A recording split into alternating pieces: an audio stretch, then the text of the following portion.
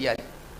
ఎవడైనా తనకి కొడుకు పుట్టాడు లేక కూతురు పుట్టిందని తెలిస్తే వెంటనే స్నాయీత చైలవాన్ ప్రాజ్ఞ, స్నానము కట్టుకొట్టలతో చేయాలి, అది ధర్మం. ఇప్పుడు స్నానం చేయాలంటే ఈయనకి ఎలా కుదురుతుంది? పరమాత్ముడు కొడుకుగా పుట్టాడు, ధర్మశాస్త్ర ప్రకారం స్నానం చేయాలి, కట్టుగొట్టలతో. తండ్రి, తల్లి కాదు, తండ్రి మాత్రమే చేయాలి. ఆ తండ్రిని కాళ్ళకి చేతులకి సంకెళ్లతో చెరసాల్లో పడున్నాను ఎలాగా అనుకున్నట్ట. అప్పుడు ఆయనకు ఉపాయం ఏందో వచ్చింది. స్నానము చేయగ రామిని ఆనంద రసాబ్ధి మగ్నుడై.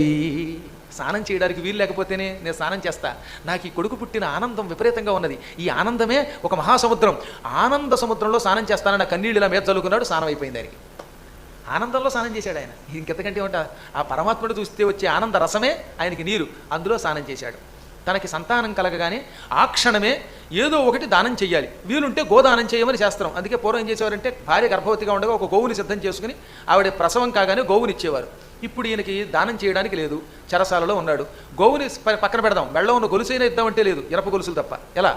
అందుకని విప్రులకును ధేనువులను 10,000 మానసమున ధారవోసె మరి ఇచ్చుటకును.